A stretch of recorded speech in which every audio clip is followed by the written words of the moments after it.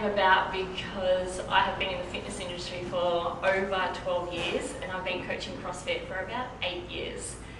And over that time, there was always a common conversation that I'd have with my female clients, and it always went a little bit deeper than just training. I wanted to always find out their why, their motivator, why they wanted to train. And the common things that I saw or felt or that they told me over time was a lack of connection through their environment, a lack of connection in their family, a lack of connection in their relationships. They're externally trying to find love and all the things that when you pull all the layers back, these are the things that we find out. So over time, I just thought, wouldn't it be cool to put events together where women can come together and talk about the real issues that is going on?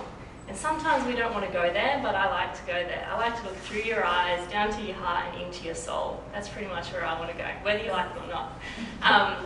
But as you can see, the t-shirt that I wear is a very brief explanation of what beauty in strength is about.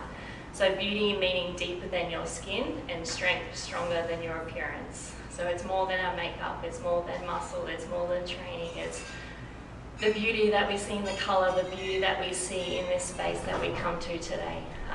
And I just want you to keep that in mind, that when you are going forward in life and we look at beautiful people who we recognise as, there's more than just the external kind of view. Another massive, massive passion of mine is being an advocate for family and domestic violence. Those who don't know, I grew up in domestic violence. This was my childhood. This is what I experienced from a very young age. And this is pretty much my motivator and my biggest driver to make a difference in the world. And this is what this screams: deeper than your skin, stronger than your appearance. I had to be an external strength that I probably didn't do quite constructive throughout my life. I chose a very destructive path, which was driven from my childhood. But over the years, I learned that I needed to be more to be able to have a happy and fulfilling life. If you do not know, you're all contributing to a bigger cause. Part of your ticket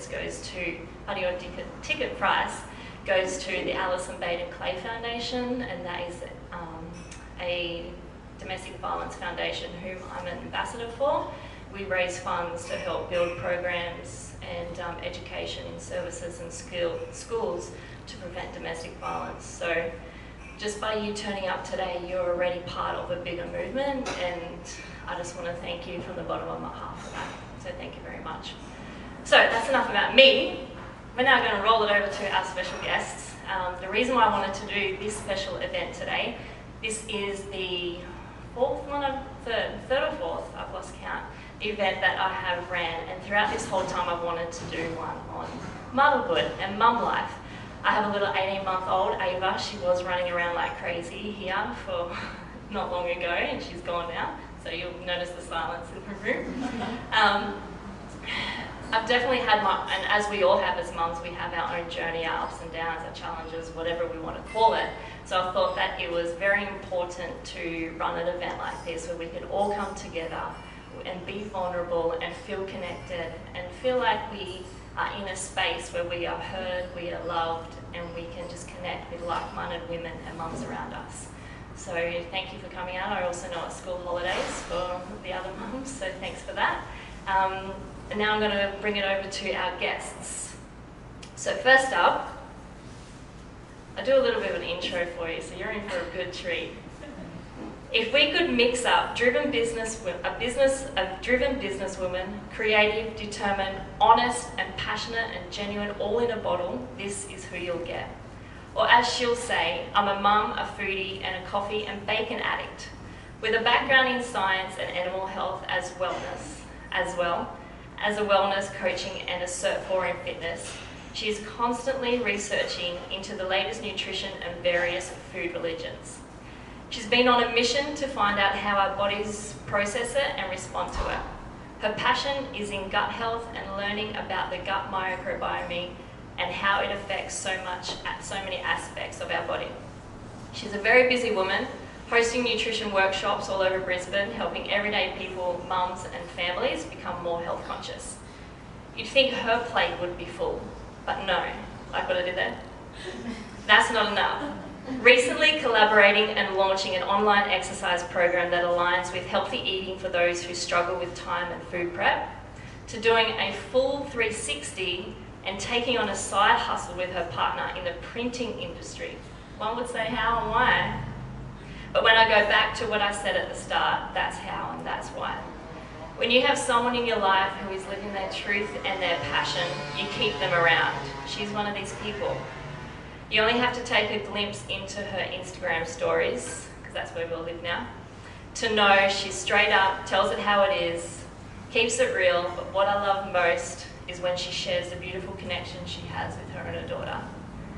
Why do we get along so well? Because we both like to cut through the superficial chit-chat and get to the deeper shit. But not only that, this woman has stepped up many times, helping me out when I first had Ava, and 18 months later, still supporting. If you're looking for a healthy, gluten-free, dairy-free, vegan, artificial-free, chemical-free, free of everything, this is the woman who you need to go to. She shares the latest and greatest best food tips and recipes, and I can assure you, you won't be disappointed. So please help me in welcoming Brisbane's one and only food religion queen, Shan Cooper.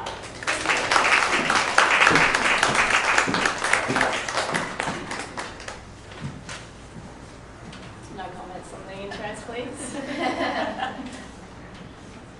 Alrighty. To me, this woman doesn't need an intro, as I've been watching her journey right back from 2012, so I feel like everyone would or should know her. But that would be making an assumption, and I'd be doing you a disservice, plus her a disservice. So it's an absolute honour to introduce you an incredible woman who has achieved so much greatness in her life just by the age of 29. From what I've witnessed, her athletic career started way back in 2012, where she earned her first trip to the CrossFit Games, wowing everyone of her regional performance. Every year after that, she's made it back to the Games to fight for a podium finish. This woman is a fighter. She's punched through fear, she's overcome injury in what seemed like her best performance at the Games, and her fierce determination crowned her second fittest woman in the world in 2017. That wasn't enough to impress you, let me tell you more. Opening her own affiliate, CrossFit Cobra, which became her baby in 2017, this is where everything seemed to keep going up.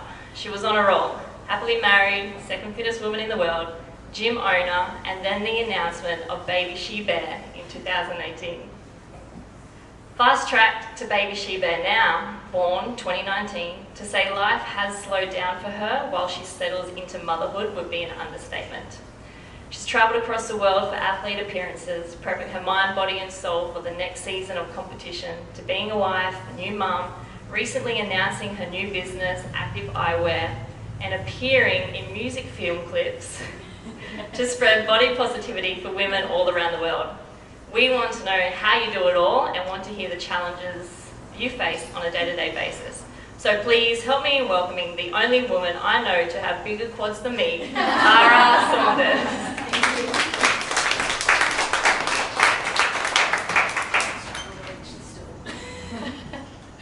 You're quite inadequate. I know, I saw your post about that. Very long dress, but just didn't. You're in the middle too, no judgment, I know. How are we feeling? Good? My hands are sweating. I feel like we need just now to take a big deep breath in. And out. Yeah, that should definitely be on. Okay, so what I wanted to start with first, I just like to go straight in there. I want to talk about our challenges. What has been your biggest challenge since becoming a mum? Do you want me to go first? You're on the mic. Hi everyone, thanks for having me. I did talk to Dasha briefly the other day, and I was thinking about it. She said, I'm going to ask you what is the hardest thing, and it's so funny because I was coming to this event, and we're going to tell you how everything goes being a mum and juggling all the other things, and I've literally had probably one of the biggest meltdowns I've ever had this week. You can ask my husband, but he's still here, so keep it on. But I think the biggest challenge for me was actually, I consider myself a pretty driven person. I like to be successful in what I do, and I really like to work hard. I've kind of been raised on a good work ethic and to put everything, put my entire self into everything I do. Then becoming a parent, I learned pretty quickly that there was a lot that I couldn't control. No matter how hard I tried, I could have my nutrition on point, I could be doing all the right things, I could read the right books, and I could rest where I needed to rest, and I could tick every single box that I should tick, and it could still go ass up. So I realized very quickly how hard that was, because in the past, being a competitive athlete, if I wanted to be better, if I wanted 1% more and I wanted to make ground on my competition or whatever I was doing in my life, and same thing in business, I could just work hard for it and then I could get a result. And all of a sudden I was working really hard and I couldn't see anything, and still now, so Scotty's 4.5 months and there's still, for the better part, there's a lot of things that I just cannot control, and I can't see myself making ground. So I'm constantly daily looking for motivation in something that is invisible. I can't see the progress yet, and I can't necessarily feel it. It's very, very small, but I'm having to just learn to trust the process and hope that making all the right choices and listening to the right people is going to come out, with something, with progress in the end, hopefully. So what are you doing, through all that, to find the motivation and see the light? I think my main thing is, I was training the other day, and two sort of things that I come back to, two words I come back to is consistency and persistence. I really just think persistence is key, just to keep showing up, just to keep being there in whatever capacity I can every day, and that looks a little different, and I have total big meltdowns. I have to lean on the people around me, the people close to me that are my rock. I had to learn to ask for help pretty quick, or maybe I don't ask too much just yet, but I'll accept it when it's there instead of pushing it away. But it's just consistently showing up. And I actually was just recording it for a vlog, and I had this conversation with myself in training the other day that you can't turn up mentally and physically if you can't show up consistently and go backwards. It's impossible. If you keep showing up and you keep being present, you're going to make ground. Sometimes it's just not as fast, or it's not as big as you'd like it to be. So at the moment, I go by the textbook, so everything that says I'll eat well, I'll try and sleep when I can, I'll try and be patient, I'll read and listen to people who have done it or know better than me and look for guidance, and then just keep showing up. And then hopefully in time, those little things just add up, and then, one day I'll have an 18-year-old and it'll all be okay. It'll be back there. I trust that will happen, and there's a lot of people who have done it before me, so I'll be okay. So I think I feel quite similar to you in that I feel like, and I think a lot of women do, you feel like you're quite a capable person. So as a human, before you have a baby, you feel like, I can get a lot of shit done in a day. Like, I'm quite capable. I can multitask. I can be organised. I can do lots of things. I can have side hustles.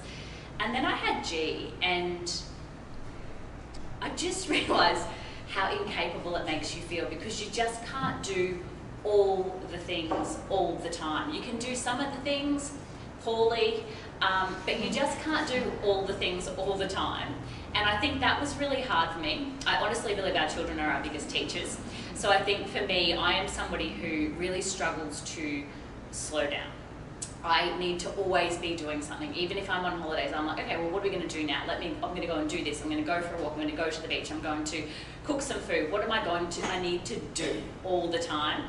And I think what G has taught me over the last 4.5 years is to just be, rather than just do, because she doesn't give a shit if the washing's done. She doesn't give a shit if the floor is dirty. She wants to sit down and play dolls or have a bubble bath together, or she just wants me to have time. So I think what I really struggled with was not being able to do all of the things that I was used to being able to do, and putting that pressure on myself to make sure that I still had dinner cooked, I still had the house cleaned, I still had all the washing done, all that sort of stuff. I learnt, and it did take me a while, I think, to just lower my expectation. And I think that's really hard when you are a bit of a type A personality, you're a bit of a perfectionist. It's really hard to just accept good enough. But realising that, the baby doesn't give a shit. The baby does not care about good enough, they actually just want you to hang out with them. So I feel like I'm still learning that lesson with G, and that's something that she pulls me every day back into, no, let's just play trains, as opposed to clean the house, get the washing done, all of the things. So I think I really struggled with that feeling of not feeling like I was capable, not feeling like I was doing as much. But also I feel like there was a big feeling for me of a loss of identity, because I think I identified who I was with what I did. And when I didn't do that anymore, and I was just a mum, I felt like I didn't have that identity, and I felt like that was a lot of my worth was placed on what I used to do. So I think coming to terms with that was also really hard. And also, you've got no fucking idea what you're doing. Like, let's be honest, people could tell you all of the things, which they won't. No one will ever tell you all the things, because they'll scare the shit out of you. But even if they did, you know what I would have gone, oh, you know, I've got this. Yeah, I'm a very capable human being. I'll be fine. You're clearly just not as capable as I am. I'll be fine. I don't got it. I don't got it. So I think that kind of loss of identity was a little bit challenging as well. But it sort of, again, forced me to actually just have a think about who I am and what I actually want in life and what actually makes me happy, and, you know, create my identity around those things as opposed to just what I did. That's good. That's deep. I said go there, you went there. No, I resonate with that so much. Mine definitely is around the identity shift. And I'm so open about it, but my biggest mission and purpose in life is to break the cycle of domestic violence. And since having Ava, all that shit just came back up. Not in a bad way of like, now I'm repeating the cycle, but the identity around like, who am I now? You know, I have been in the fitness industry for over 12 years. I've been training for so long. I didn't think that I identified so much as a CrossFit coach or, you know, someone in that industry where I was known. So now I'm a stay-at-home mum. And, you know, when you are around people a lot and then you go to just being at home and staying inside and not being around people, like I felt so isolated because I gave a lot of energy to the people around me, but I also got a lot out of that as well. And coaching is such a satisfying job. You see so many people and you're helping so many people in their everyday to-day lives to you just going home. And I felt like I wasn't living my purpose. But my biggest mission in life is to break the cycle of domestic violence. I'm happily married. I've got a happy, beautiful child. Why am I still so attached to the identity of that when I'm actually living my truth and living what I set out into the world? But so many things challenged me at that time because a lot was going on for John and I personally. He changed jobs to become a lot closer to home. He worked a lot of hours, so then I was building up this resentment of him not being home. So then subconsciously I'm putting so much out on him where you should be home with me. I'm home all the time. I'm not getting freedom. I'm not training. Blah, blah, blah, blah, blah, like total victim mindset. But in his mindset, he's going out, he's fending for the family, they're providing, they're supporting, but you don't think about it from their side. It's always like, hey, but I need my time, right? I'm at home all the time. So the identity shift for me was a massive one, like who am I now in the world? And at that same time when Ava came along, I was in the very early stages of building beauty and strength. And I'm like, how am I gonna still build a business? I'm flat out like, getting up and cooking my own meal, or, you know, I'm worried about John getting home because I need his help and I'm not doing anything to build a business. Am I going to be successful? All these questions started popping up, but it's what I was trying to identify with, which was really, if you pull the layers back on the depth level, it's the fear of repeating the cycle, which I've set out that it's never going to happen. So that was a massive shift for me.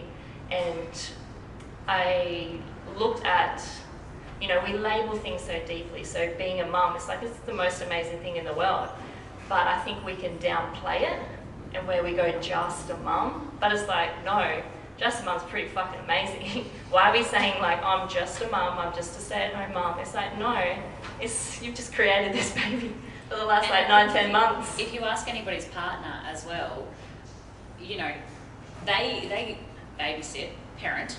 Yes. For, you know, these short periods of time, they're like, oh, it's so hard. You're like, seriously, give me a day of work any day. I will take a day of work. Like, it would be so easy to just go to work for the day. 100%. That's why I've come back. No.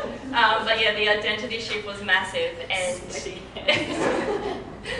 when I had to make that mindset shift, it was I didn't like the job of a mum. I loved the role of being a mum. So when my brain worked out this mindset shift, then I was like, okay, cool, I got this. I can build my own business. I can still train. I can still bring people together and, you know, feel like I'm feeling connected. And once you start to see that happen, then you start to go, nah, I can handle this. Identity shift, massive. Anyone else feel like they have like a massive identity shift? Hands up. Get them up. We've all been there. It's okay to say it. Awesome. Does anyone want to add anything to that? Yeah. So just on that, I think with the identity shift, I think for me... Identity shift. Yeah, identity shift. It's something like that right now. I'm still in the trenches, sort of like in the early days. But mine was like, it was the identity value. So it was like, for me, all of those things that I was good at, who I was. So I was like this, you know, super physically capable, like, you know, in the limelight, doing all these really cool, badass things that I'd worked for years on and was recognized as that. And then I came down to just a normal level, you know, something that was like really common, really normal. And I love every single second of it. There's not a moment that I don't love it, even like the hard stuff. I think it's the coolest thing ever. But for me, I didn't know where, and I still am trying to find my value other than looking and being, like both kind of, you know, in my sport, like I'm an athlete, yeah, like where my value is outside of that. So if I'm not doing that, and, you know, I plan on competing again and everything like that, but I'm doing that because I love it, but I'm still trying to figure out, like, do I have the same value? Is it the same? And then that would sometimes spill over into like a relationship, and I'd be like, this, like, does he see me the same? Like, I'm not that like cool person anymore, that like cool fit person doing really cool things that everyone's like, she's so badass and you're Kara's husband and this is cool. And so it's trying to like revalue and find out where that value is, and I think that's where I'm at right now. And you have good moments and bad moments, but yeah, for me it's trying to, I'm in the process of just trying to do things that sort of feel good and where I'm adding value, because I feel like if I'm adding value to something, then I'm feeling a little bit more valuable, like I'm contributing, and I think that's helped me a lot at the moment and still is helping me, and being somewhere like this today is like, it actually gives back to me too, so thank you. Yeah, I feel that. So how has becoming a mum impacted your life? Where do I start? I don't know. I think one of the coolest things for me, and I have said this a few times, and it's something that I like to look at. You can look at it from two ways, right? We can often say, you know, I feel a little bit lost, like I'm not my own person and I can't sort of like do the me time things and, you know, just go and get my hair done when I want or whatever like that. But for me, I came from a world that was really selfish. So, you know, being an athlete, when I was competing, everything revolved around me. You know, everything that my husband did and my sponsors and everything always revolved around me. Whereas I kind of had this opportunity to flip a little bit and be totally invested in someone else. And so it was kind of nice to not be selfish for a second, if I looked at it that way, to spend more time being consumed by somebody else and somebody else's growth, and you know, obviously it's super cool and super amazing. I try and look at that every single day. That's probably one of the biggest changes, is just going from like being in a really selfish world to being in what you have to be is a totally selfless, like I come second, and trying to find all of the positives for that. And you know, for me at the moment, the biggest thing is I had Scotty and I was back in my gym the next day. I was literally there, was the next day, wasn't it? Yeah, I was back there the next day, out and about and working. We had a business meeting when she was 1 week old, but my business partners came to my house, and you know, I'm kind of like sitting there feeding her, half dying of, you know, sleep deprivation at the table. And so like the biggest thing for me is just finding balance, being able to do everything that I want to do and try and not feel guilty about what I can't do. That's probably the hardest thing, but still trying to maintain two businesses, a relationship, and all these people that are relying on me, you know, for sponsors that I'm committed to, and trying to like keep that going. That's been the biggest challenge, I would say, is trying to keep that balance and, yeah, not disappoint people, but then not neglect the child, and, you know, keeping everyone happy, including myself. And how's it impacted on a personal level to go, okay, you know, through life we go, one day I'm going to have a family, and think all that, now you're actually living it. Is it something that has been like this, not this lifelong dream, but now it's happening, like you've completed this, on a personal level, like how does that make you feel? Yeah, it's funny. I explain to people, so I came second in the world in 2017, and then I trained really hard with a new coach all through the next season, and I went there to be first, right? That was my goal. And I was in the best shape I'd ever been in, mentally, physically, everything was on point. And I had this, like, it was just this switch that was elsewhere, and it was in my family that hadn't come yet. And I walked out onto the competition floor and I had zero spark because my heart was elsewhere and wanted to have a baby, and you know, I was in a really good relationship, and you know, I'd gone and people cheered for me and I felt nothing, and all I wanted to do was have a family. And then it became real very quickly. I fell pregnant the week after that competition, so it became super real. I got my wish, and then now I'm living it, and I absolutely love it because it's exactly where I want to be. And in all the challenges, I just remember that it was my choice. You know, at any given time, like I could have not been here, but I chose to be a mum, I chose to be a parent, and I knew sort of what comes with that. There's a lot more that I had no clue about, but in the end I chose it, and it is better than I thought, and like you said, it's so much harder than I thought as well. There's certain things that I cannot control and that people didn't tell me, like so many crazy little things. I'm like, found out by Google. I'm like, why didn't somebody tell me that instead of me Googling it at 2 a.m. and trying to go, oh, okay, this is a thing, it's not a big deal, it's going to be okay.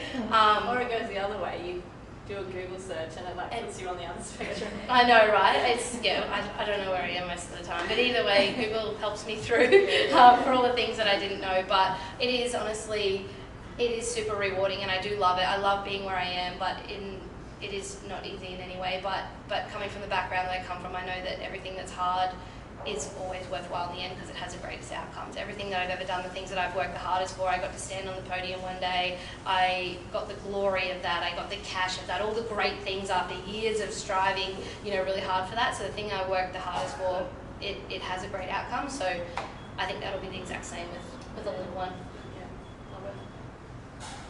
Question. The impact. Has it impacted your life?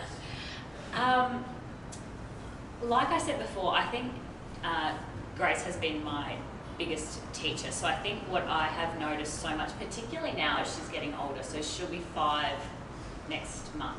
Where is September? Next month. I think I have always been super just mean to myself, actually.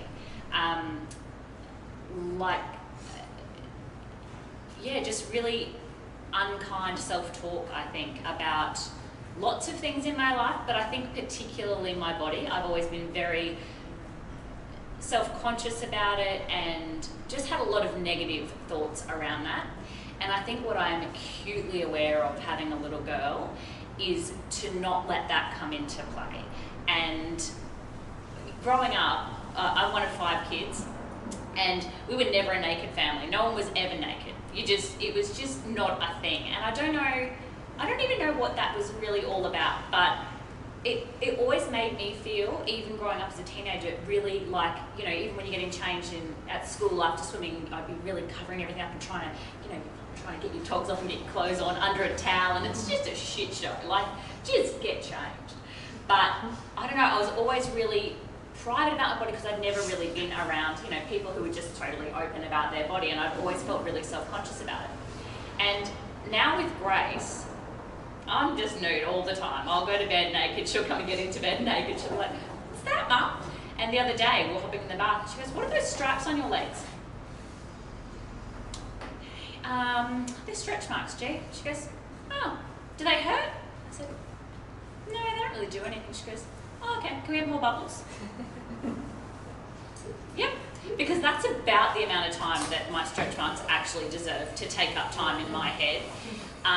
But it's really interesting. So I think the impact that she's had on just my positive self-talk to myself, because I always feel like, why can I talk to myself like this? I would never speak to her like that, and it's not okay for me to speak to myself like that.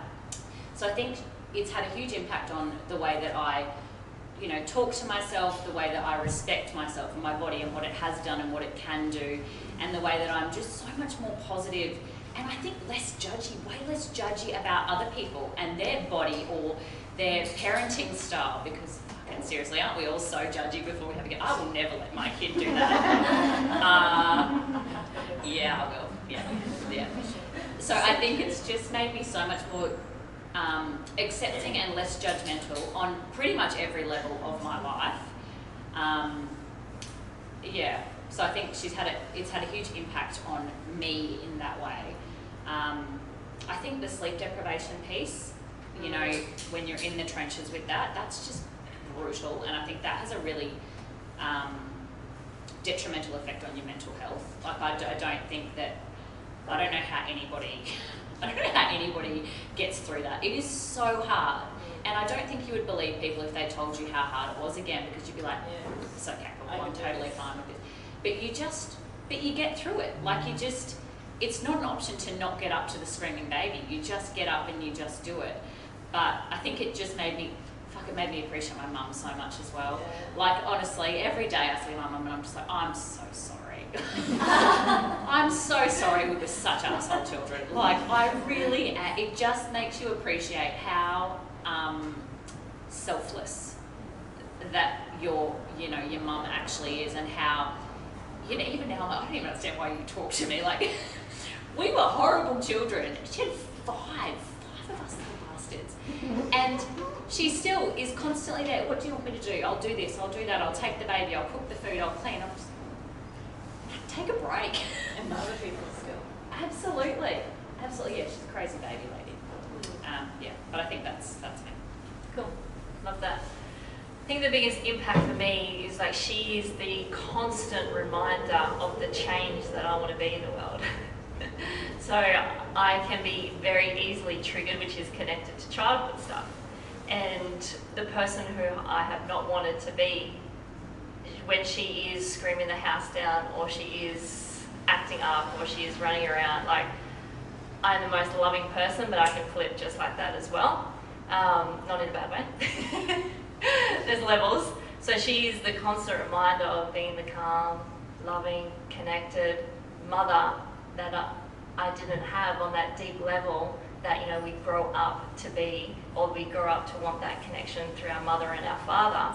So I am constantly reminded every day that that is who I am wanting to be. So that's my biggest impact. How's it impacted you on the athlete level?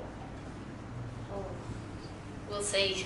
I'm only just starting back again. So again, for me, it came down to the control. That's been the biggest impact. I don't think I realised how controlling I was.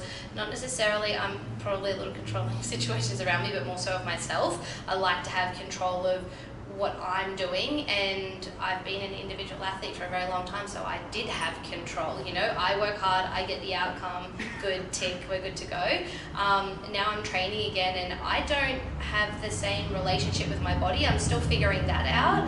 I found, I don't know about anyone else, but when I was pregnant, I trained, I was really lucky. I had a really good pregnancy, everything was smooth, I felt good, aside from obviously, you know, the little bits and pieces, but it was really good. I'm like, I've got this. I'm pretty sure I'm amazing. Like, this is all good. I feel good. I'm training well. And then even afterwards, you're full of all these amazing hormones that get you through those early, you know, couple of weeks. Then all of a sudden that drops off and everything gets pretty real. And I started training again, started doing things, and I'm like, oh my God, everything that I worked for and that I maintained this whole time, no matter how hard I trained or, you know, looked after myself and did all the right things during, it is gone, and I'm starting from scratch again.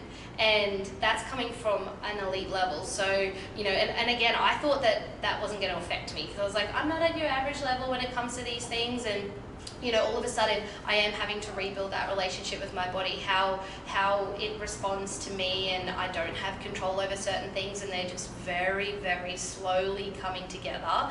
Nowhere near at the pace that I thought it would. And, you know, even now I'm having to, like, by choice, I put myself back on show. So, you know, I'll go back out there and I'm not going to be the same. So, you know, my first time back out in front of everyone is going to be in 2 weeks' time, and I've chosen to do that, and I will not be the same. I will not look the same. I will not perform the same. So for me, it's just accepting that change, and just knowing that that's just where I am right now, not for any bad reason. I haven't done anything wrong. I've done something amazing, but it's just changed a little bit, and I need to just wait out that timeline and kind of work through it. But I don't know how it's affected everything else just yet. We're still in the early days. Yeah, very true. That's awesome. So let's talk about sleep deprivation. So Kara, you're like... Oh, I look it. This is what it looks like. If you haven't seen it, this is it right now. But that's the thing, like, we think that we look a certain way, but I'm just like, man, you couldn't even tell. You're glowing. I'll take it. I'll take it. Yeah, so you're experiencing that now. Oh my God, it's so real. We had this, everyone said, like, don't get used to anything, it changes. And I'm like, I've got this dream baby. It was like 5 weeks she slept through, and she slept through until like maybe 14 weeks or 15 weeks, something like that. I think she's almost 18 now. And then all of a sudden, like, bam, we went back to like newborn phase. We're up every 3 hours. It was also right at the time that I like upped my training. Like, I'm back on now. I'm in this safety. I've like given my body time to heal, and we're doing this stuff. So hence the meltdown this week, which turned into a very impromptu drive down the coast and let's be at the beach for the day for like a mental health day. Thanks to my husband who's just got the smarts. He's like, let's just stay down there, because it does, like you said, it messes with your mental health, because you keep going backwards and you just can't dig yourself out of it, and then you get to a point where like I couldn't even nap. It's just my body doesn't even know how to sleep anymore, and you can just start to become, I found out, just like unreasonable. Like, him trying to talk to me sometimes is like talking to a drunk person. It's just like there's no point trying to reason with me because I'm not going to see it, I don't understand it. 3 minutes into the conversation, I don't even really remember why we're talking about it or what's happened. Like, it is what it is, and it's so real. And that's the hardest thing. I think that's why you really have to lean on the people around you. You have to find the people that can be your base, like can be your center and can keep you grounded, kind of keep bringing you back, because I just don't think you could do it on your own. I know hands down that I'm sure I would find a way, but it wouldn't be the same. It wouldn't be as easy, and I definitely wouldn't be as successful in anything else at the time. I'd probably be in a room somewhere just rocking and surviving and trying to keep the baby alive. So true. Yeah, I just think it is just the worst form of torture, sleep deprivation.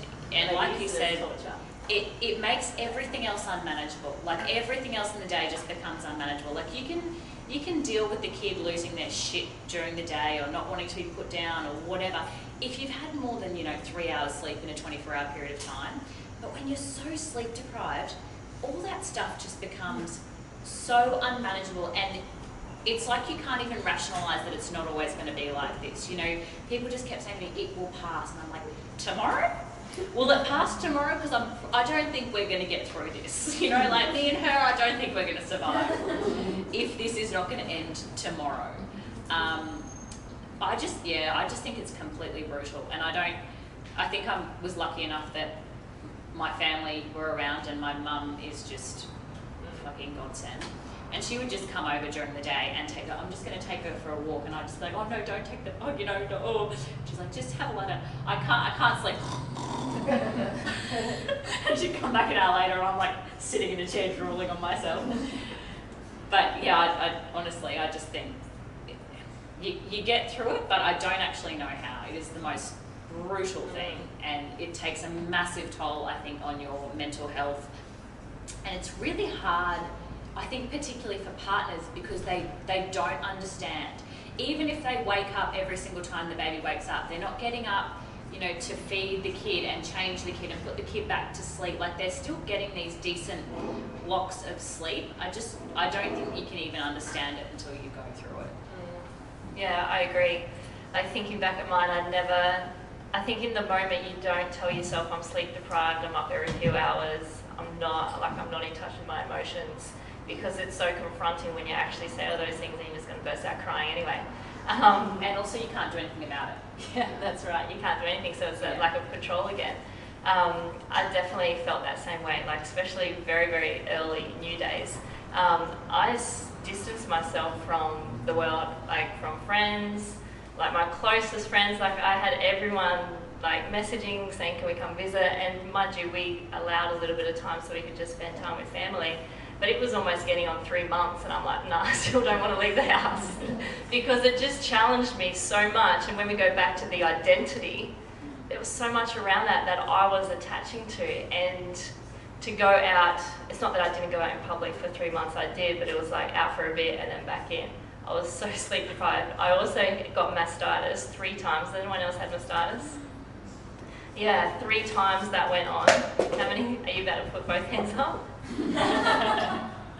Oh, wow, 8 times. Yeah, it rocks you to the core, and it's one of those things, like, whereas before I heard other people say, you know, try not to get mastitis, and my midwife was saying to do all these things, and I thought that I was doing all the things to avoid it, but it just hits you. It was John's, he might have been 29th, it wasn't his 30th yet, I thought it was his 30th.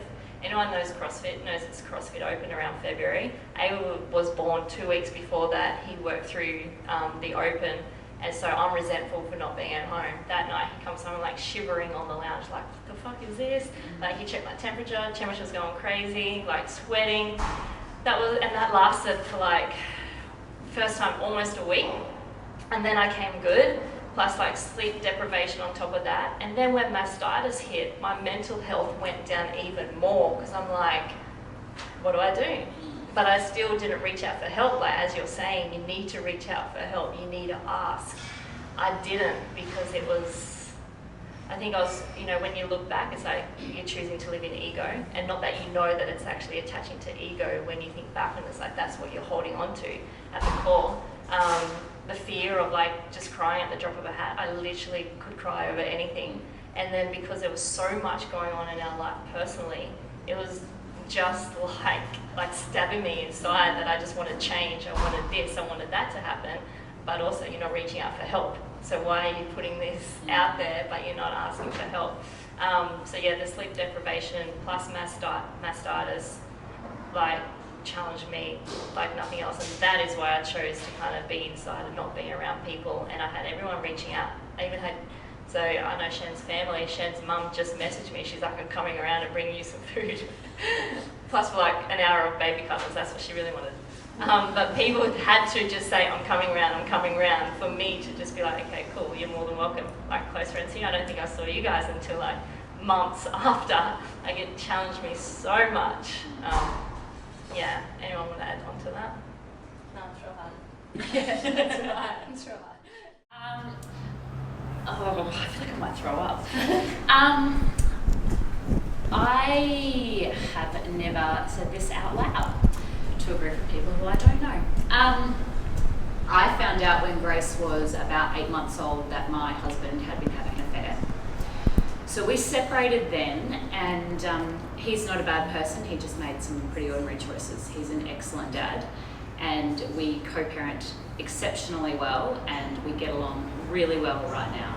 So I just want to reiterate that he's not a bad person, he just made some really shit choices.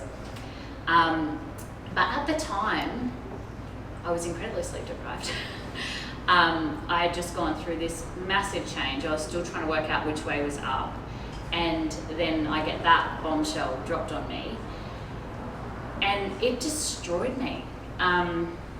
It broke my heart completely. But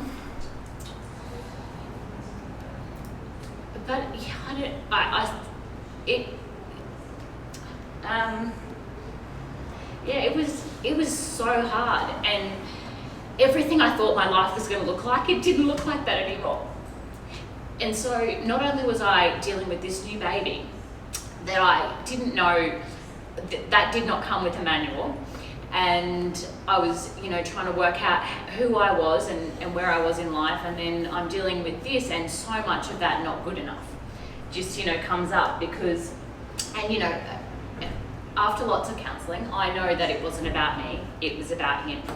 And you know, that is what it is, but at the time it's all, why am I not good enough? Why am I not pretty enough? Am I not smart enough? Am I not a good enough mum? Why am I not enough? And at the end of the day, he just wasn't enough for himself. And that's really sad, but that's very, very hard to see in the moment. And then all the stuff kind of goes through your head, so am I ever going to meet somebody else again? And how am I going to be a single parent?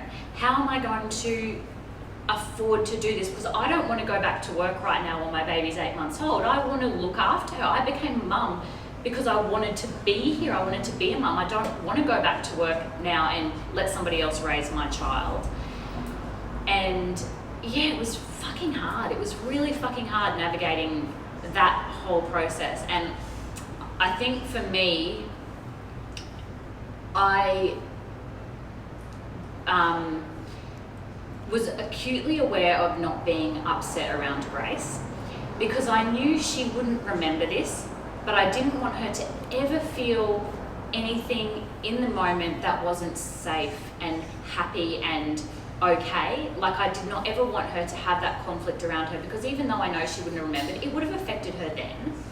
So I bottled all of this up and I would just, you know, I'm brokenhearted, I'm fucking devastated, I'm stressed to the eyeballs about how I am going to move on with my life and what does that even look like. And I'm trying not to cry. Every minute of every day I'm trying not to cry. So I put the kid in the pram and I'll go for a walk for like 3 hours just so that she can sleep in the pram so I can cry. So I'm walking along bike paths, crying, pushing this kid in a pram because I can't hold you and cry. And I, you know, it wouldn't be until she would go to bed at night where I would actually just feel like I could fall apart. Not that that was even constructive, but it was the only time I could actually let anything out instead of holding it all in. And it took a really long time, I think, to get okay with everything that had happened and realise that it wasn't about me and it wasn't that I wasn't enough. And like I said, we've got a really good relationship now and he's a really good dad and that's the most important thing. And I have a new partner, he has a new partner. It's, you know, we're like a weird modern family thing. We go to kindy play dates and everyone sits on the picnic rope together and sings Kumbaya and it's super weird. But it's not weird at all. It's fine. But it did take me, it didn't take me very long at all. It surprised me how quickly I got to the point where I thought I can hold on to all of this anger and hurt and all of this stuff, but it's like me drinking poison and expecting you to die. It's not actually going to do anything except poison me. It's just making me sad, it's making me angry, it's making me feel all of these things and it's not affecting you at all. So why am I holding on to all of this stuff? And it doesn't change anything. You know, being angry or feeling resentful, it doesn't change anything. What is done and it can't be changed. So for me, I got to a place really quickly where I thought, I just need to get okay with this and we need to co-parent because the most important thing in this situation is this kid. And I hadn't known a lot of people who had kids whose relationships had broken up, but the ones I could think of, it was toxic. It was horrible. And, you know, the parents would pit the kids against the other parent and they're always shit-canning the other parent. And I will never say anything negative about Trav in front of Grace. Ever. Ever, ever, ever. Because anything that has happened between us has got nothing to do with her. And it's not her responsibility, and nor should the kid ever have to. Her only concern should be that her dad is a good dad and her mum's a good mum. And whilst you are doing those jobs properly, that's all that should matter to her. So I think it's really, yeah, for me it became really important that she was the main priority and whatever needed to happen for her to make sure that she had two people who could happily be around each other and, you know, not be angry or cross or not have her surrounded by conflict. That was just what had to happen. And I actually think that in the end that was much harder for him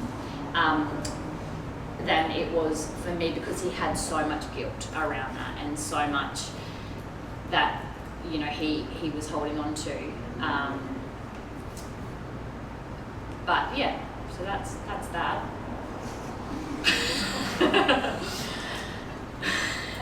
Thank you for sharing. I know that takes a lot for the first time. Thank you. Yeah, being so vulnerable in that situation just then, and we're all here to love and support. And I've known Shan, I don't know how long, a couple of years. I knew your parents first, And yeah, it takes a lot of strength and courage to go through something like that and to see the positive and to be a bigger person. Because I know a few couples that have split with kids involved and it does become toxic. It is one against the other and it's not good for the children. So it's a lot to do. Thank you for sharing. For me, I think the biggest thing, like we've been challenged on so many levels. Like I say, so many levels of where do you even start? When Ava was born, John changed jobs. It required a lot of his time and a lot of his energy. And he was like, he's the most amazing father. Like we are on this mission together to be the best parents that we can. And he's the most like honest man, the most like in Ava's life, like they have the best little like connection that I've ever seen, like father and daughter. There's always something about dads and their daughters. That gets it? Yeah. I'm not in that clique. Yeah, I'm not in that clique. It's a gang that you're not invited to. Yeah. I don't get the jokes or like. No, 100%. Like every photo that ever anyone sees of me and Ava, there's like no response. I'm like, oh, that's cute. Like John and Ava, it's like, oh, my ovaries. Like a reshare or like something. I'm just like, man, what about me? But anyway, that's what happens. Dads and their daughters, or mums and their boys. It's like that connection too. So yeah, like their connection is so tight, and it's the beautiful, like the most beautiful thing to see, and it melts me, and it like makes me emotional. The connection that I see with those two. But so much was going on for us all at that time. There was so much change all at once. Like she was born, we moved house, John changed jobs. I had this massive identity shift crisis. We were planning the wedding 12 months later. I'm just like, how can I, like, planning a wedding, sleep deprived, and in newborn, I'm just like, I didn't even know, like it happened obviously, and we're so in love and happy, but I'm just like, what was I even thinking in that moment? But it's the external pressures that you feel. Like John was saying to me, hey, we should really start planning the wedding. I'm like, man, she's like 6 months old, and I'm like, I haven't slept, and you really want to get married like within 12 months? No amount of makeup is covering these eye bags. That's right. I'm stuck with these wedding photos. Yeah, exactly. And because of my upbringing, which I'm so honest about, there were so many things that I was triggered by of having to be this most amazing mum. And John's side and his story and his upbringing, there's triggers in there too. So he's also sleep deprived, not from getting up, like he'd get up with Ava and he'd be fine. He could run off 3 hours sleep, work 3 jobs, and still give the same amount of energy to everyone and just be totally okay with that. Me on the other end, I like wanted to crawl up in a corner and hide away from the world. So with all that going on, we were just like butting heads all the time. Like my energy's down, his energy's down, he's giving a lot of energy to an external community, which is so good because that's what he's about. But then I'm feeling like I'm not getting the love, the connection, because you're giving it to everyone else. And one thing that we always try and come back to is, no matter what, when you come home, we're here to give each other our best version of ourselves. We all show up to give our best version to everyone else, which, you know, that's what we want to do in life, but we're actually coming home and being the worst version to each other, which goes against everything that we were preaching and everything that we're living. So let's really try and, like, you know, kid each other here, like knock each other and just go, hey, we're here to give each other like the best version of ourselves. So we were butting heads, and we are both very fiery people, but I think it, and as you were just explaining, Shan, it takes that stronger person to think above that and go, how can I be the better person in this situation? So I always, and John would have to do this to me as well, like you see the person that you fell in love with, the person that, you know, you love so much, your family man, like the father of your child, you see them as that person.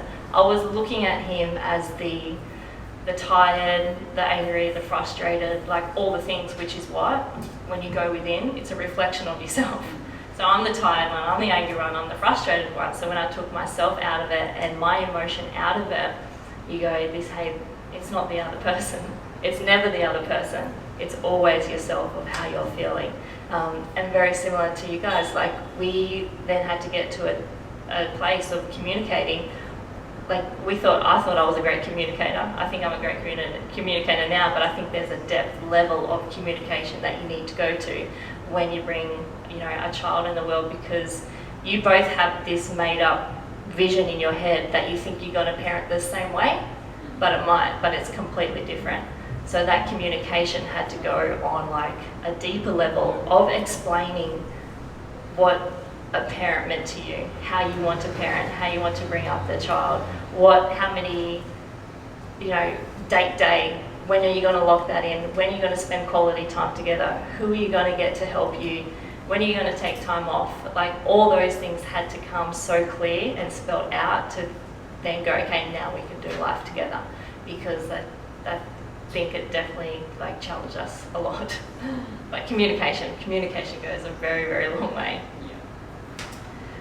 All right, so what have you had to become aware of through your own patterns and behaviours that you don't want to recreate that through your own child or your own family?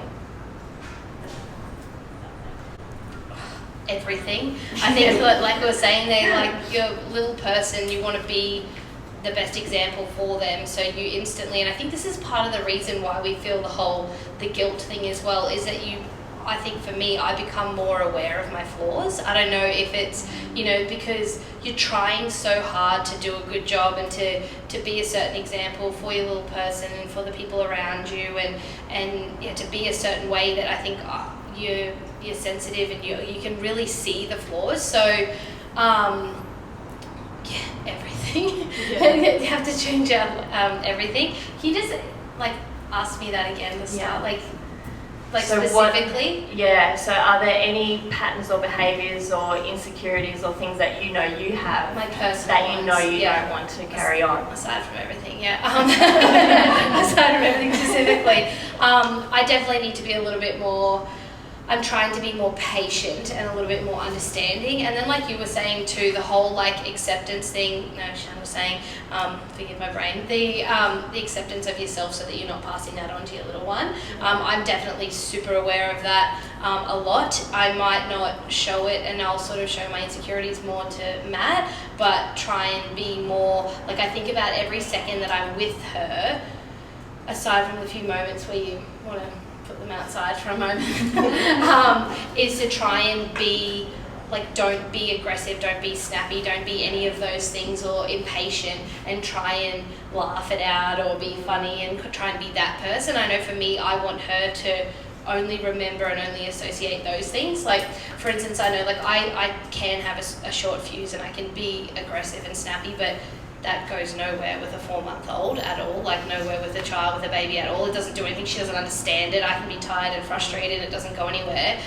And so if she does it, say she's just, a baby and she's kind of freaking out or whatever, and she's just losing and she's cranky and she's crying, is I laugh. And so I just laugh at her, and I'm because when I feel like that, I want to get cranky and snappy too, but I'm we laugh and we'll make a joke and then we'll start dancing. And because I do that for her, so that it's not a thing anymore, it's not a thing to be cranky and aggressive. And it's so funny because they're such a mirror. She can be crying and I can laugh with her and she will start laughing instantly. It turns it around. And so it made me start thinking about that a little bit more for myself. I'm I can get shitty, or I'll just laugh about it and we'll just dance it out, and then in 30 seconds it's kind of gone and it's not a thing anymore. So I think that's probably the main thing, is just patience. Patience, and just try and turn things around as quick as possible and just not waste time on focusing on being negative or aggressive but everything. Like I said, they become a mirror. It really forces you to look at yourself constantly, and I can see the things that are less desirable, qualities that I don't want to be or don't want to portray all the time. And I think that's obviously what contributes to our guilt or whatever, you know what I mean? It's a double-edged sword. It's good because it can force change, but it has to show you it first, right? You have to see it and you have to deal with it and feel kind of shitty first, and then try and fix it. So it becomes that emotional roller coaster. Yeah, everything. Don't be like me, G. I think G teaches me things all the time, and like you said, they are a mirror. So I am somebody who is super impatient. Like I have a list of shit that I want to get done and I just want to get it done and we don't need to fuck about, let's just get this done. And I like to be organised and I like to have structure. And 4-year-olds give no shits. Give no shits about organisation or structure or going anywhere quickly. They move at the rate of 1,000 sloths that are dying whenever you want to go somewhere quickly, which used to just drive me spare. And I would just get more and more stressed and anxious. And now I realise that that is her teaching me to just slow down. It's actually not important. We don't need to get to the shops in the next 37 seconds. It'll be cool if it takes us 10 or 15 minutes. We get into the shops and she wants to go and ride on the pink car. Can we go sideways up the escalators? Okay. Because it doesn't matter, does it? Like it really doesn't matter. It doesn't matter if it takes us 15 minutes longer at the shops than what we needed to. So she has taught me so much more about being patient, like I said earlier, just having a lot more respect for my body and my negative self-talk to myself around anything. But yeah, I think every week she will do something new that shows me, and mostly for me it's around slowing down and just being present and not trying to do a million things at once. And I am now acutely aware, because I see other people doing it and they're constantly on their phone with their kids, and I'm like, oh, and straight away I'm judging, so judging, but very quickly realise that that's a mirror, not a window. And what I'm judging is when I'm on my phone with G, I don't want to be doing that. I don't like doing that. I feel bad about that, which is the only reason why I'm judging anyone else when they're doing it, because it's just putting a mirror straight back onto what I don't like about what I'm doing. So I really do try and put my phone away when, we're playing tea parties, even though I could probably get through 10 emails. In that process, I know it's also not that important. I'm not saving lives. What I'm doing is not that important, and I feel like last week she was the size of Scotty, and now she's about to start prep, and I just think, where did my baby go? I've got the 15 minutes to sit and play tea parties or trains or whatever it is. The emails aren't going anywhere. So yeah, she's definitely taught me about patience, I think, and just being a bit more present, and also the stuff that's actually important, like. It's not actually important to have all of the washing done or all of the cleaning done or, any of that stuff. Even food for me, like just chilling the fuck out a bit about food has been really important. So last night I said, gee, what do you want for dinner? She goes, sausages and avocado. Okay. Look, it's not, it's the most nutritionally balanced meal. We could probably have some more, but that's fine. I'm not going to fight about this. That's fine. Sausages and avocado it is. Let's do this. I'm pretty sure that's what happened for tonight. Because that's what she's about at the moment. And they're so fucking fickle too. Like, love things until they don't. Would eat like a man-sized piece of salmon every day for 6 months, served as salmon. I don't like it. Sorry, what? Like I just filled the freezer with salmon. I don't like salmon. Righto, sausages and avocado it is. Keep it simple. Awesome. Yeah, I'm very, very similar. I think, raise our hands, do we all feel like the same way? Yeah, definitely. Yeah.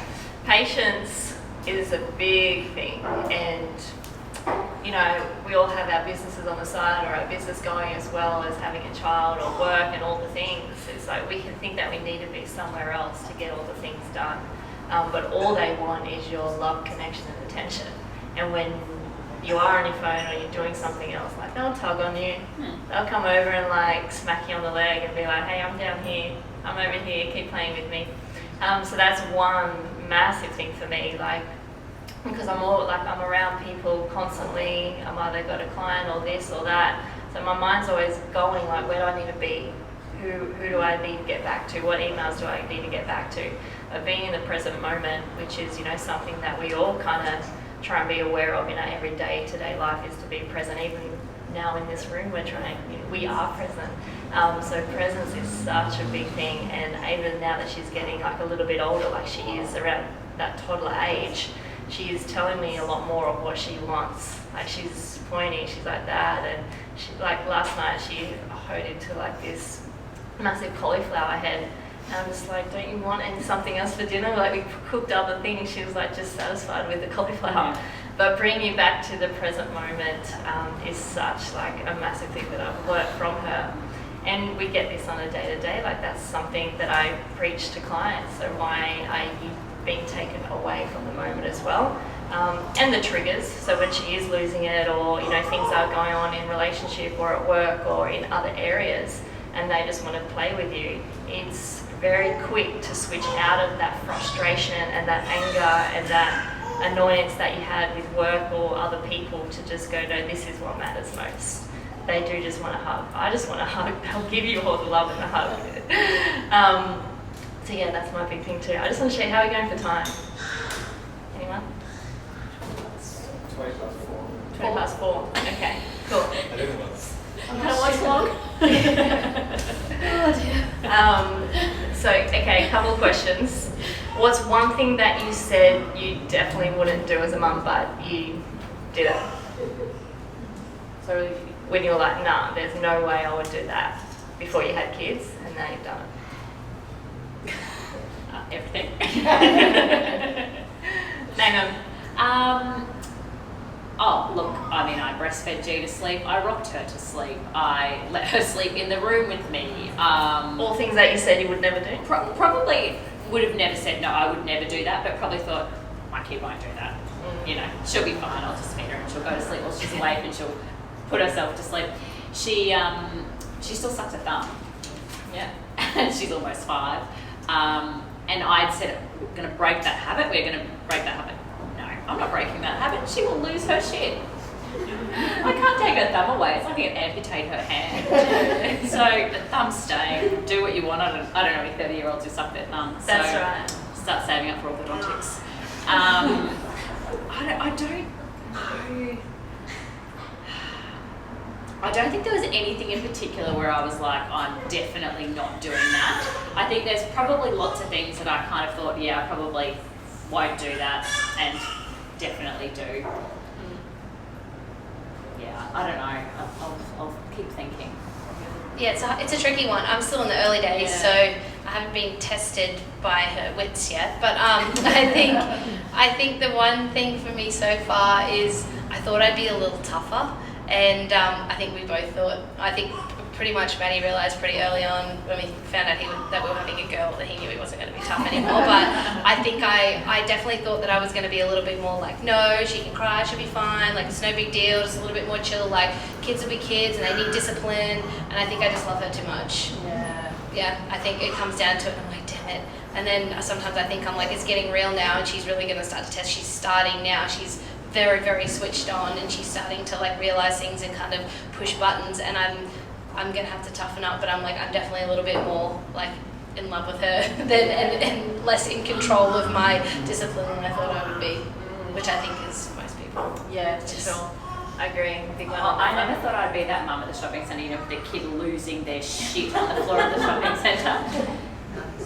Really? Yeah, and I just look at her like, I don't even know what to do here. Just leave him in the tent. I don't know what to do. I'm just gonna go get some milk. So. Catch a light. Pick him up on it. Yeah, my biggest one is sleeping in bed. So because I knew the sleep deprivation and the lack of sleep affected me just in general, I was like, man, there's no way she's coming to bed with me. Like, I am going to be like a lot worse than I know that I can get to. And that happened for probably till about 12 months. And then she was going through teething and all kind of like rock bottom levels, and I'm like, I just have to do it. I've got to swallow my pride. I have to bring her in bed. And she just crawls around everywhere, and like, yeah, you're just like resenting it, because I'm like, man, I feel so much worse now. But I brought her into bed, and now like I don't even fight it anymore. Like if it happens, it might happen maybe once every however long. I'm just like, yeah, you're done, you're straight in bed, because now the other side is my sleep is so much more important than to sit here, fight it, and let you scream and then try and go to sleep. So that was definitely my thing where I was like, nah, I don't think she's coming in bed with me, but she did. Okay, last one. What advice or that you would give to any mums or mums to be about to step into the journey or that's in the journey? The one thing I promised myself, and this started from my labour, so a lot of people write like birth plans and things like that, and they kind of have this whole like idea how things are going to go down. I promised myself that I would never have a plan, and it's the one thing I'm really grateful that I did, and that I think I have done well so far. Aside from like the control on my side of things, I've never tried to control how it goes down with her, and I think I'm actually really proud of myself that I've done that, and I think that was the best thing I did. I sort of kind of go by this rule, and it's working for me so far, so take it for what it's worth, but is that when she's born, she's this tiny little baby and she's just running on instincts, right? They come out and somehow they know how to find their way to your boob, and they know how to eat, and they know how to do these things, right? Every decision that we make is based off experiences in life. We have judgment, we have, other voices and things constantly kind of coming into play all the time. And so sometimes our vision can be a little bit blurry based on these external influences. So in our relationship, I try and trust her, and I think that it's worked out really well. And like when I was a total opposite to you, I didn't have schedules or anything like that. I really, really tried to let go. Like if she's tired, she's going to sleep. If she's hungry, she's going to eat. Then there's going to come a time where then I need to be a little bit more like, hey, I'm the grown-up, and I'm not quite there yet, but like I'm the grown-up, I know better than you, and you're being irrational and 4 or 5, or and then there's not there. Yeah, you need to go to sleep and whatever. But I think the one thing that I think I've done well so far and it's worked out is just to let it be a little bit more. Let her be how she is, and she's her own person, and then try and go with that, and then just try and make every decision based off what seems like the right thing to do, and then trust that if I'm doing things from the right place, then hopefully a good outcome is going to happen. It might not be the ideal one, and we might learn a lesson, and then it might be the wrong one, but either way it still tends to be the right one in some way, because you'll learn a lesson. So I think if I just keep doing things from the right place and just kind of like ride her wave with her own character, I think it will be okay, and that's kind of working for me so far, and like we're pretty good, and I'm enjoying her aside from the sleep sometimes. I would just say lower your expectations. like if you think, your bar's here and you think lowering, no, take it down here. Take it down there, because then all you can do is succeed. Like all you're doing is winning. If you just set the bar real low, like I'm just gonna, eat today. Don't worry about showering. Don't worry about brushing your hair. Just eat. I remember Trav used to come home from work some days, and G would go through that phase where she just, do not put me down, because I will scream like someone is slitting my throat. So don't put me down. And he'd come home and he'd go to get something out of the fridge, and there's like butter, like a thing of butter, and I've just taken bites out of the butter and put it back. He's like, have you been eating butter? I'm like, I can't put the kid down. I was really hungry, and it was the most like calorie dense thing I could see that didn't require preparation. So I would just like eat bites of butter and put it back in the fridge, and just like, you're a mental person. I'm like, I was hungry. So, eat butter and lower your expectations. I love that. That's so good. Does anyone in general You can make a shirt out of that. I'd love to see that recipe coming up in Life and Religion. Agree. Butter, take bite, put back. Love those too. Yeah, I definitely agree with those. So I'd say find a support network. Find other mums. Find people that you can, lean on as well, and who do get it, who do understand. Because sometimes just in our own head, we just tend to think people don't get it. They don't understand where you're at. So finding other mums around you who do get it, where you can lean on, who might have answers for you, who might just be the shoulder that you need to cry on. Find a support network, and that would definitely help you feel like you're getting through it a little bit easier. I just thought of something that I said I would never do. I said I'd never join a mother's group, because it just seemed very naff. totally join a mother's group. Yeah, They're yeah. awesome because everyone's in the trenches with you and Yeah. everyone understands, and you've They get it. automatically got this community of people who just get it, and they don't care if you turn up looking like a semi-homeless person, you know, with like Hair's dried not milk all done. over you. Yeah. Yeah, best thing ever. Yeah. Mother's group. That said, I'm definitely not joining a mother's group. You created one, didn't you? I think so. Yeah, Libby and I did. Okay, we're going to wrap it up there, but do we have any questions from anyone that they want to ask? Or anything you want to say, mention? No? I'll ask. Yes. I want to know about mums plus business and how you guys. So that's like an hour and a half just on that topic. But how have you become a mum and gone back into the business world? And how do you take yourself into the business world now that you're a mum? So if I'm looking like holistically, I guess, is your brand on what you present to the world. My experience is that in business, when you're in business, corporate, you're 100% there, and you know they're saying that once you're a mum, you have to mum like you don't work, but then work like you're not a mum. So if you're, all you guys are Insta, you're like on Insta and are very social in your brand, so everyone knows you're a mum. How do you take that into the business world and have business people take you seriously and still maintain what you want to be as a mum? Am I making any sense whatsoever? Yeah, 100%. Yeah, I totally get it. It's such a juggling act. I'm there right now. We went through like a massive struggle with our gym, with like a business partner.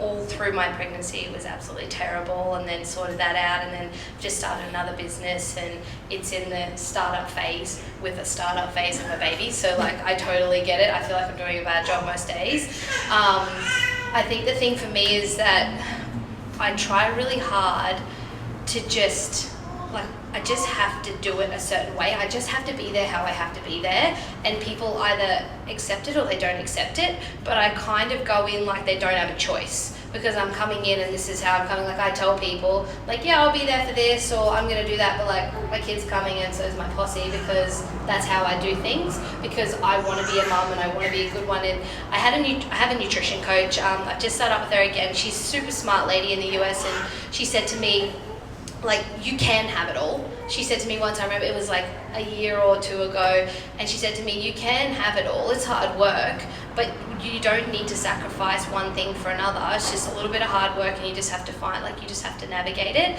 And I remember that stuck with me. I was like, okay, I can have it all. So I want to be a good mum, and I want to have her with me, and I want to teach her everything. And I do things a certain way, and I choose to I love my work. I love my gym. I love my personal brand as an athlete, and I have a sunglasses company. That's pretty fun. Like, I can't complain.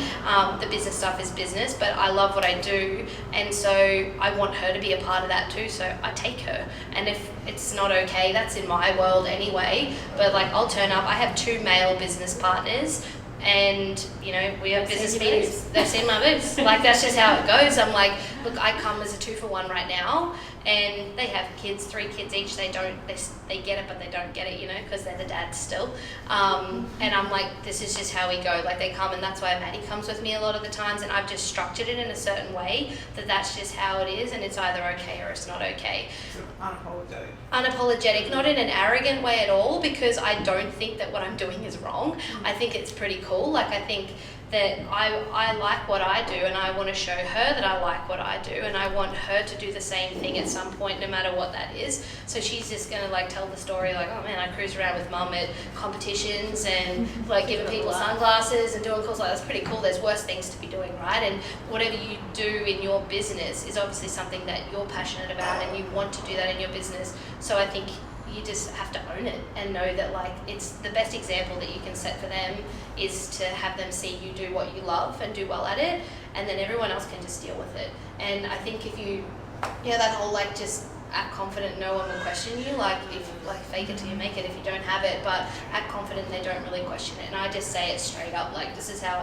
I go, and I just sort of work things in as best I can, and she comes along with me, or people just have to understand I have to make certain sacrifices because I'm a parent at the moment or whatever it is, and if it's not okay, it's not okay, and then usually my life's better because those people just aren't around, or those companies or whatever, they just don't become a thing, and really I don't really want that around anyway because it's not what I do, it's not how I do things.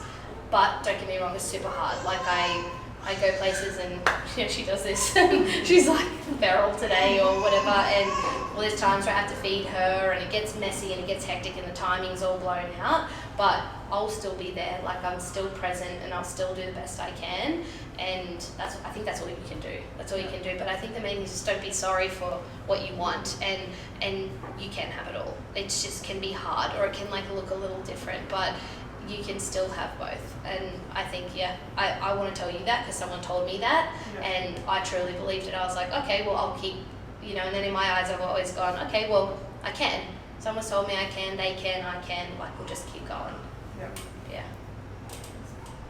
Yeah, I think I feel a little bit the same like that. So if I've got meetings that need to be had, they've got to happen on the days that G's at kindy. So if we want to have a meeting, they can happen on Thursdays or Fridays. Otherwise, I'm bringing the kid. She doesn't particularly like meetings, so it's probably not going to be great. And most people are pretty respectful of that. Like, if we need to have a meeting, you need to see me, it's going to have to be on one of those 2 days. They don't like it, they kind of still deal with it anyway. Yeah. And some people kind of like, this is a bit inconvenient or whatever, but what are they going to do? Yeah. You've just showed up.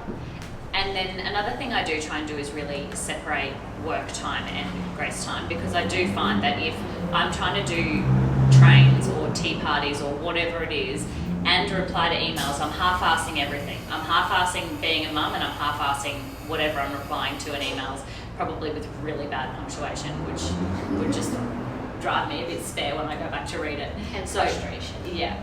And then get agitated at her because she's interrupting a thought pattern. So I do try and separate that stuff. So, when she goes to bed, then is my time to get shit done. And, ideally it would be my time to sit and watch some sort of trash like The Bachelor. But that, like you said, you can have everything you want, but there's sacrifices that go along with that. So it's just a case of prioritising whatever it is that's important at the time and fitting it in.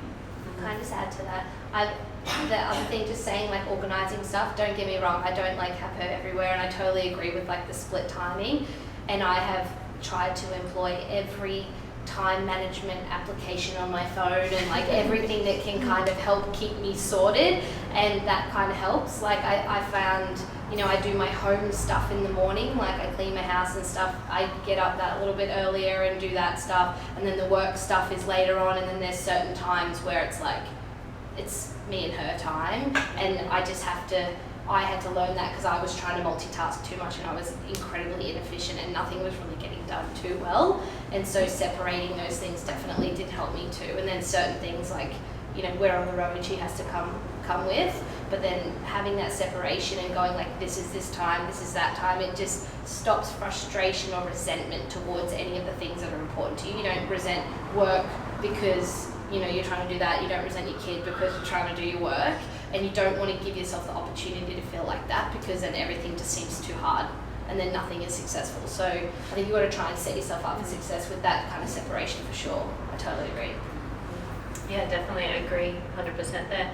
And for me personally, like, I had to get so clear on what it was that I did want in my business, because time poor and time management is a real thing. Like, I wanted to spend this time with Ava. She was at daycare X amount of days. So it's like, okay, that is my time to go all in on my business. So when I got so clear on what it was that I wanted to achieve, and the vision that it was on that, then I was able to like manage it all at once, but also communicate with John what my vision was and what I wanted to do, because then we're both on the same page, where if I'm then taking a coaching call, he's then got Ava. He's not under the impression like, oh, Dasha's going to get onto this now because she's been at home all day with Ava. So being on the same page with John made a huge difference in the business, getting so clear on what it was that I wanted to achieve, and then spending 100% time in that role, whatever I was doing. If I'm with Ava, it's 100%. If I'm working my business, it's 100%. If I'm spending time with friends, it's 100%. So starting to do 20% here, 30% there, as Kara said, it became inefficient. But clarity around values and what I attached to business was the real big thing too. What it meant to me to have a business. Any leap was a step forward, whether it be one email a day or half an hour here or there or half an hour studying or reading a book, that I had to be okay with in order to know that I was still stepping forward in that business. So yeah, sharing the load, communicating and becoming clear on what that was. And saying to John, hey, I am working on my business, I need an hour to get back to clients or whatever it may be. Does that help answer your question?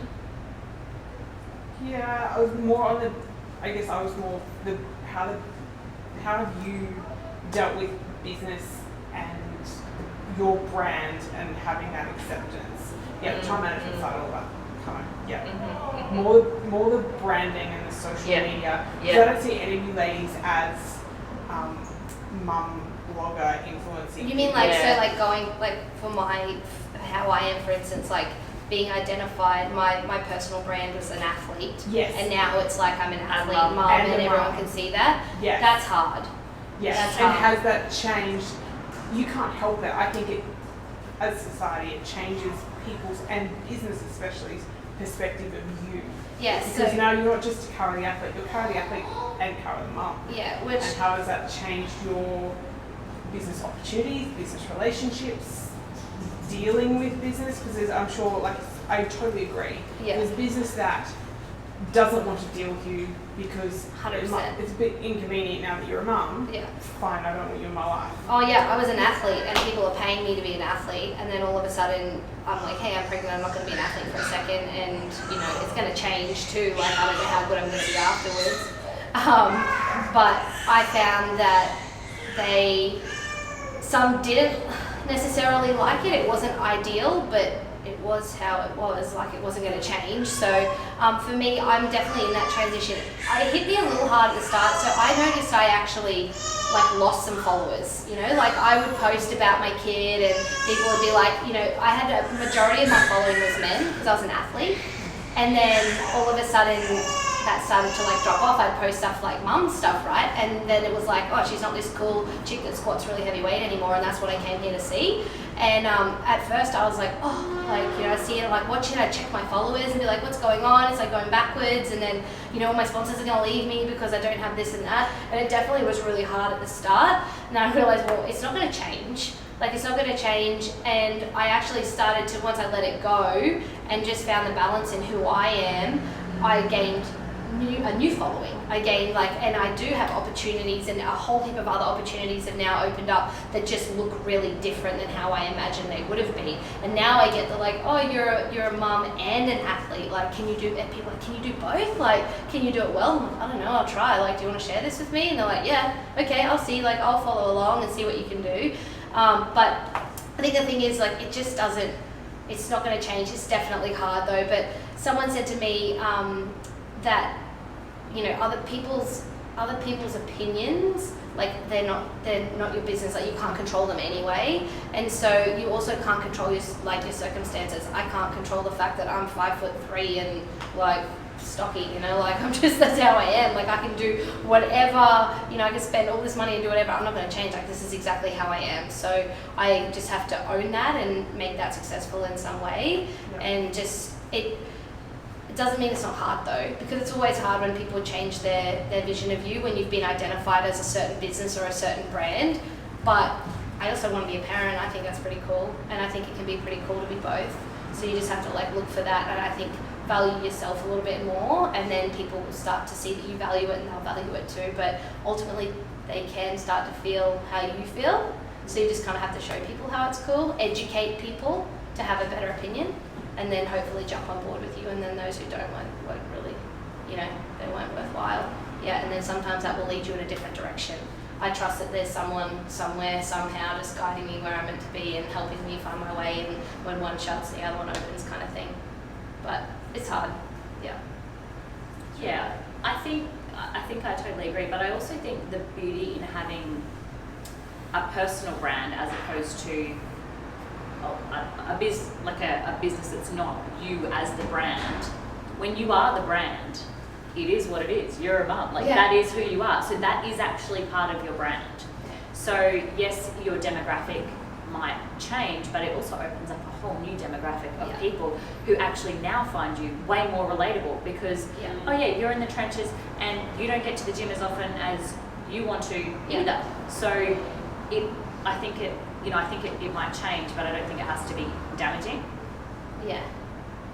It just probably is, it comes down to that whole personal, that identity shift too, because your business is a part of your identity. I totally get that. My business is me. It's Kara. It's not, I own other businesses, but then one of my businesses is me and how people see me and how I perform. And so it's a change. People don't like change. We don't like it in ourselves. Sometimes it's hard. We don't cope with change. Other people don't cope with change until they do. And then they just do. Eventually it just happens. Or if they don't, then they've got a very small mind, and that's unfortunate for them because it means they're going to be stuck and they don't get to come along for the ride. Maddie and I use the example, there's a lot of older people that really push back on change, the way the world's changing and having iPhones and doing all this kind of stuff, and they limit themselves because they're too worried about going we did it this way and we did it that way. And then you look at my grandfather and he's just turned 80 and he just rolls with it. He's such a smart guy and he just rolls with it, and he's got his iPhone and he follows along his grandchildren and he goes with it because that's just how things go, and he lives a really good life. And they're the kind of people that you want invested in what you're doing anyway. And if they can't do it, they're the ones that miss out. They're shut off going, well, it was like this and it was I was 10 once and now I'm 30 almost. Shit changes. So they just have to come along with it. If they don't, they miss out on you. I was just going to add to that because it just dawned on me that this event is focused around motherhood and your other events haven't been. So I'm not a mum, I'm an auntie. I would like to be a mum soon, but it's you've just dealt with this, Dasha. It's hey everyone, it's not just for mums. And because I support you and everything you're about and follow you guys, and so I was I'm still going to get something out of this, right? So that was my belief in your brand and your business. Yeah. Because you've shown that. So even though, some other people would have been that's going to be on something that's not going to sort of, benefit me or not really going to be relevant to me. But it was my belief in your brand and who you are and what you all kind of would contribute that, I've still got something out of it. So I think that kind of solidifies if you own it, and those who know who you are and see your value, they'll still kind of be along for That's still props to you for having an open mind and knowing that the skills or the things that the experiences that we talk about, they come from motherhood, but they transfer to other things, right? And so you don't necessarily have to be a mother to benefit from something that a mother is saying. I've learned things from people who do things that I will never ever do, but I then learn how to use that as a skill elsewhere. And again, you'll have a good luck as you can find those things. Some people won't, they're not worth having here. And also, we all each have our own individual journey and experience and story that's got us into motherhood. So the transition for me was how can I now bring Ava into my business? Because that's who I am. That's my life now. I am a mum. It has gone through this transition through direction, but she is part of me. She is part of the business. She is part of the brand. So how can I use that to share my story to others that is going to resonate? Because when we resonate and connect with others, that's where the change happens in life. So you've got your own unique personal journey story with your kids. Not that how do they become the change, but how can you intertwine that into your life as what you see in your business vision that you're okay with, that you see the value that we're talking about in that identity, that other people around us in business, with companies, that's just who you are. That's just who we accept. Thanks for sharing. I think we might wrap it up there. You could keep going. I need to go and rock in a corner for a while. Got a bit deep in the feeling, Alrighty, I just want to say Yeah, I feel like your kids like losing their marbles somewhere. thank you so much for spending your Sunday afternoon with us. We really, really appreciate it that we can bring a conversation on this and it still resonate with others who aren't mums but can find their little piece of uniqueness within that. So from the bottom of my heart, thank you so much. Thanks to Shan and Kara coming along and sharing their knowledge and wisdom and everything, and to be in one space and have this connection. So thank you so much. Enjoy your Sunday afternoon. Feel free to hang around for a little bit, grab some photos with everyone, and we'll see you at the next one.